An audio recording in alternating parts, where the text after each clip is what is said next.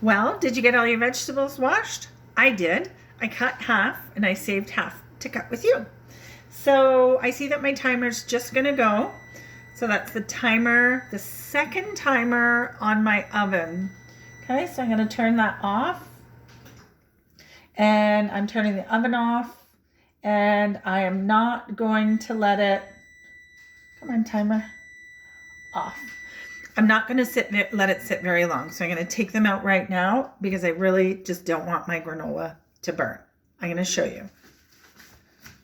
Okay, it's coming out of the oven. Oh yeah. I did stir it once in between, and there's how my granola looks. Can you hear it? So I'm going to leave it on the stove to cool. Literally just leave it alone for a little while. It will be just fine cooling down. If you use those equal parts of butter or coconut oil to the honey, honest to goodness, it's not going to stick on your pan. I had somebody once make it and they were like, oh, it was so sticky, it stuck together. That shouldn't happen. You want it to be loose and crumbly so that you could spoon it out with a tablespoon. You don't want it to be all stuck together. It does take a couple of tries sometimes, but I've just given you a really good recipe and I think it's going to work just fine. Let me know what you think. I'd love you to find me on Spicy Jan Cooks on Instagram or on Facebook and let me know how the granola goes. So we're going to move on to our codfish dinner. Now, when I grew up, as I told you, I had a very bland experience with food. That was just because there was many mouths to feed and lots going on, and food wasn't as much of a focus in my family. Times were tight, so everything sort of was the same. But I didn't know any better. So as I got older and I married into the Portuguese culture, I really got to experience some new flavors and some new dishes. And this is one that is, the very first time I saw it, I was like, that's so simple. I don't get it. But actually, as I've gone on and on to work with food and a lot of times teaching people about the Instant Pot, which I'm going to use today, you can, but you don't have to. But this is something that I share with people because it's so simple. It won't bother your tummy. It doesn't bother mine. And yet it tastes so delicious. So I have I've chopped up some of my potatoes, carrots, and sweet potatoes, but I just wanted to show you sort of the size that I use when I'm chopping. Okay, so just like a piece. You know how sometimes when you boil things or you cook vegetables, sometimes you boil them too long and then they just go mushy. That is not what we want. And I think this is why I really love the Instant Pot, because nothing's ever mushy. It's just cooked perfectly. It's not sitting in water. It's actually being steamed by the pressure of the water, and it's fabulous. So on the ingredients list, it said 1 onion. Don't cut it down to a million little pieces. Just cut it in half. So this is so easy. You're going to be like, I'm going to eat this all the time. We do eat this, not all the time. It's special at the holiday time, but we do eat this at all times of the year because it's really good for us. It's really simple. They're root vegetables and fish. So let's put it all together. Again, as I said, I'm going to do mine in the Instant Pot. If you don't have an Instant Pot, you can boil up your water. So boil up sort of a half a pot of water. And depending on how many people you're cooking for, you're going to put all of your vegetables in first.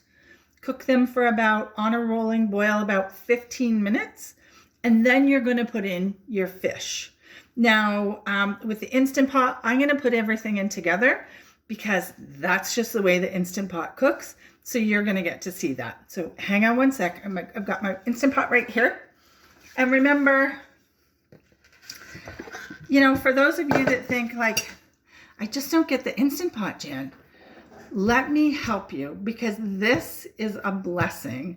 It makes everything perfectly, and you can pretty much just throw whatever you want in there and it'll make a soup, it'll make a stew. Like soups in here are super delicious.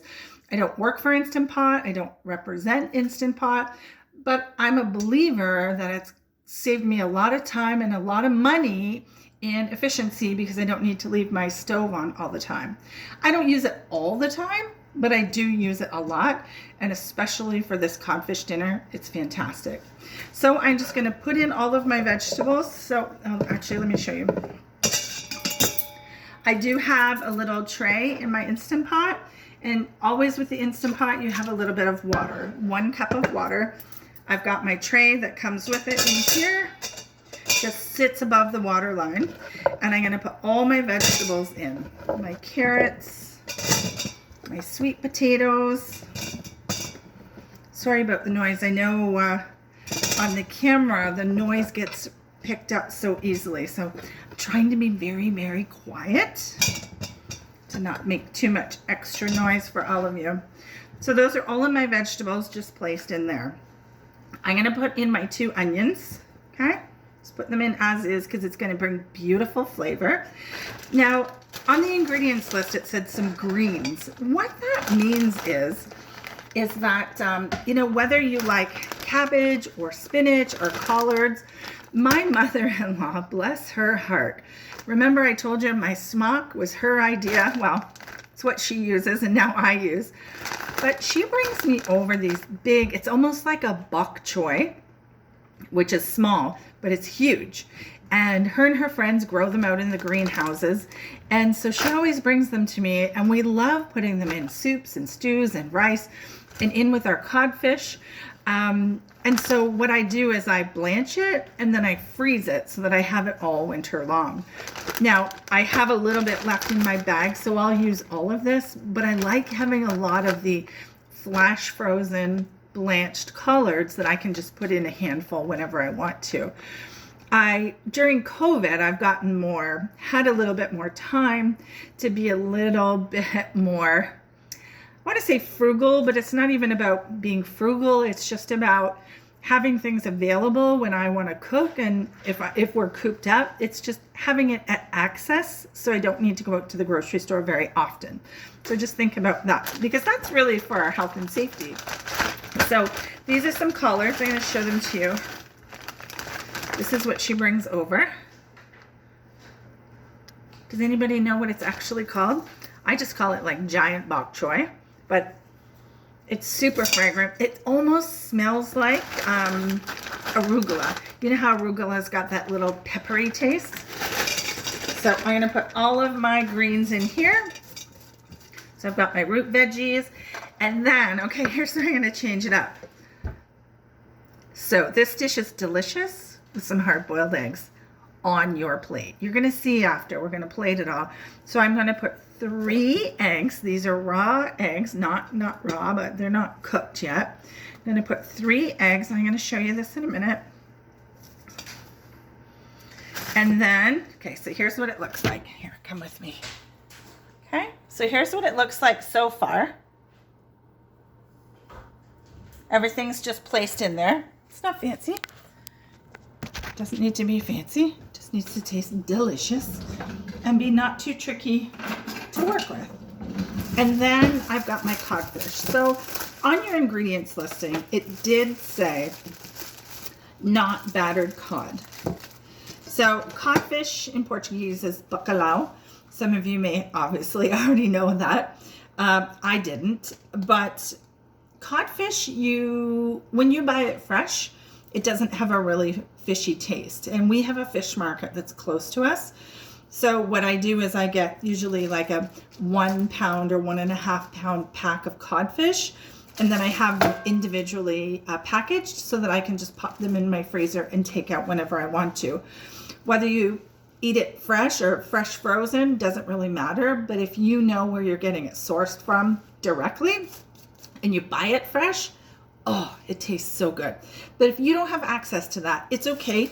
You can buy it at the grocery store frozen. Just make sure you're getting a nice piece of codfish, as thick as you can. Make sure that it's unsalted, because that's a whole nother process. And here's what we're gonna do. I don't wanna touch it because I don't wanna go and wash my hands.